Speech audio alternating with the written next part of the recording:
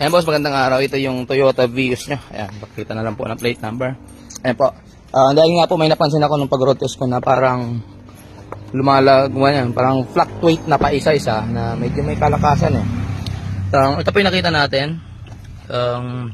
Mayroon lumabas na engine and ECT. Ibig sabihin sa part ng engine electrical. Ito yung tawag natin na sa electrical ng part ng engine. Ayan. Na nakaka-apekto sa under ng makina. Ayan. Pakita po natin. Trouble codes. Toyota Vios, ang natakbo nito ay 250,301. Ayan. Shout out sa mga nag-grab. Ayan. Ang problema nyo po sir ay ECT. Ayan. Engine coolant temperature circuit input low. Engine sensor history. Stability, line pressure control, solid electrical, engine coolant temperature circuit input low. Yun, ulit-ulit lang po. Yan po yung problema ng inyong sasakyan. Na maaaring madagdag doon sa mga gusto niyo pong ipagawa dahil yan po ay kailangan gawin kasi baka mas lalong lumala yung inyong sasakyan, yung problema. Ayan. Yung engine coolant temperature circuit input low, palit po yan boss. Medyo pricey yung mamahalin nito na original. Pero ewan ko lang kung over sa'yo, mayroon naman mga OEM brand na abot kaya. Yun ang nagiging problema nyo po. Kaya di ko alam, baka naka-encounter ka rin ng pagtaas ng temperature nito. Yun. Nagkakaroon ng pag-abnormal yung pag-andar ng iyong fan. Check po natin kung ano pa ang iba ng mga possible. Ayan. Kasi pinakita ko lang po sa inyo yung nakita kong problema. Kaya ako na video para syempre bago ko galawin may patunay tayo na may problema yung inyong sasakyan. Yan.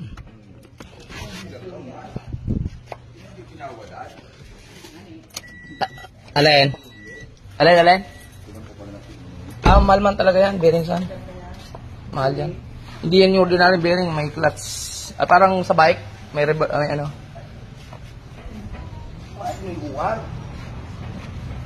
Hindi na ako sa.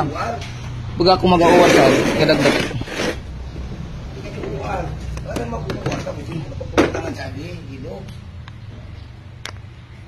Hindi man siya nagtawag. Uwar man siya pero eh. Hindi man pinatanggap sa company. Jo, kuha mo ako ng Lancer, pakapahinga mo.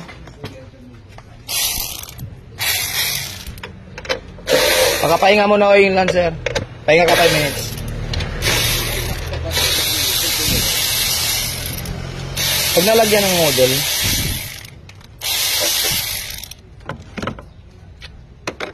ayaw mo na muna yan, huli na yan. Check natin.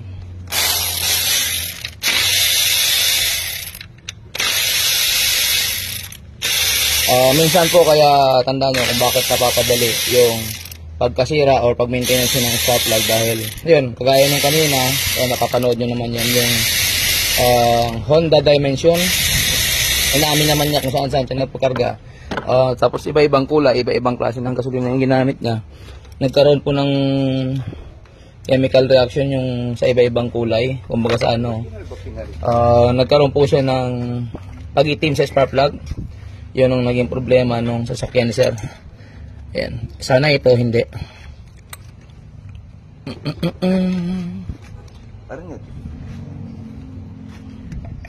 Start ko muna pala. Tingnan ko muna isa-isa kung maganda pa yung pitik ng inyong ignition coil. Para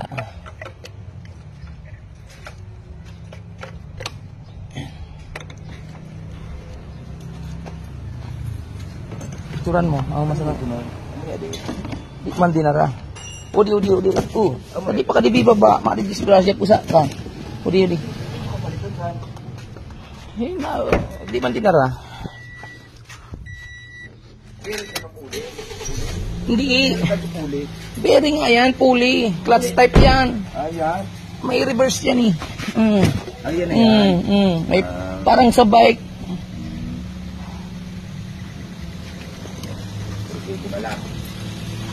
Yan din, kung kaya gagawin. malakas pa yung coil.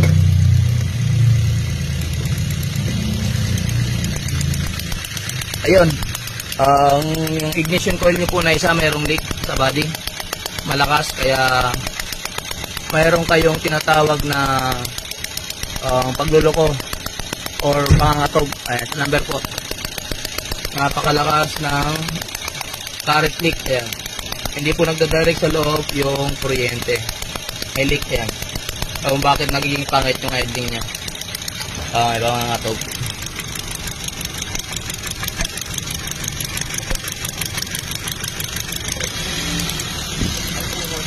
Yung Lancer seed yan, ayan, walang leak.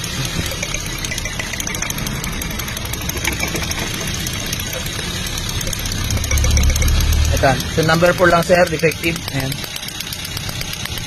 defective yung ignition coil number 4. Ayan, lakas po ng leak. Yung porsyento po na yan na lumalabas dyan ay nakaka-apekto yan sa minor ng makina. Isa ring dahilan na pwede makasira or humina yung performance ng inyong spark plug, kaya obligado tayong i-check. I-check ko na rin po yung inyong spark plug.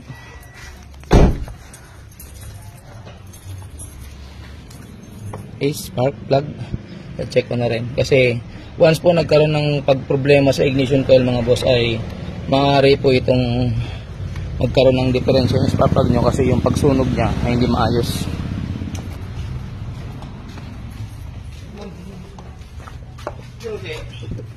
Dito sa akin.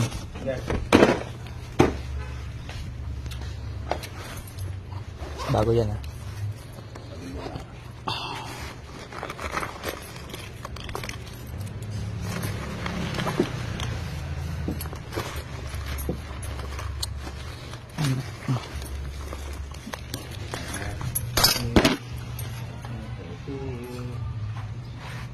Gawa ko siya. Ako umapoy ba? Uminom ka muna ng tubig, mainit. Damihan mo. Yan, bakong gulo. Ito kayo. Opa. Yan. I-check po natin.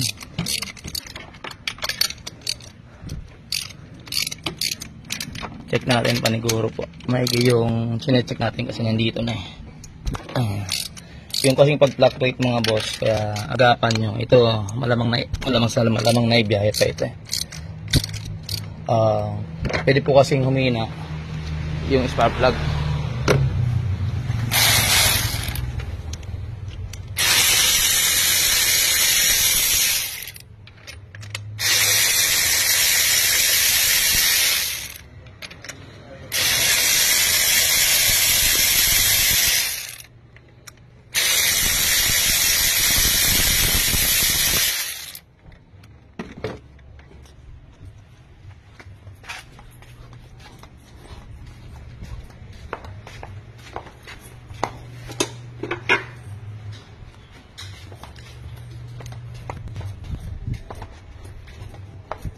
Ito natin yung number 4.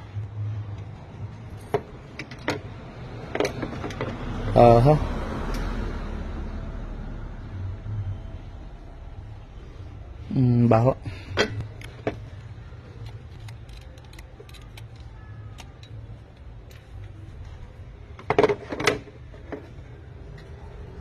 Ayan. Medyo mayroon ng pag-ano po ng engine oil sa kanyang makina. Ayan, makikita nyo. Ayan, palitan na itong spark plug. Siguro mga ano na to, mga 6 months na. Ayan, bad na ito talaga.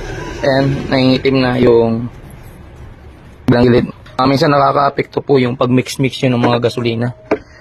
Stay lang kayo sa isang color. Palit na po ito.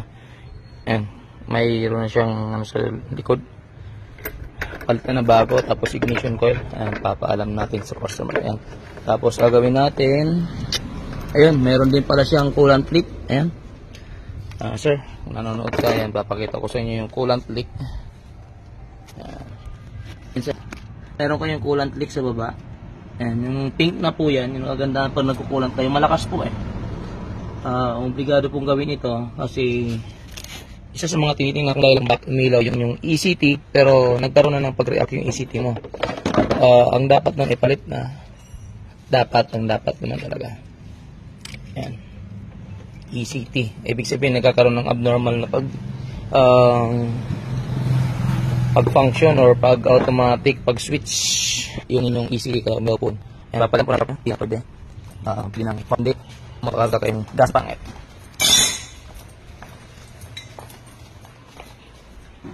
La la la la la la.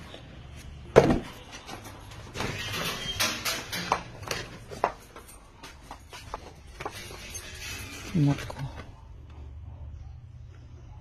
Yan lang. Panila natin. Dito na po yung video natin. Maraming salamat mga Almar. Murang pagawan sa Imus Cavite. Search nyo lang mga boss. Almar Autocar. Cellphone number na 0946-8821593 or 0910-757-2834. Thank you so much. Magandang araw. Ingat kayo mga boss.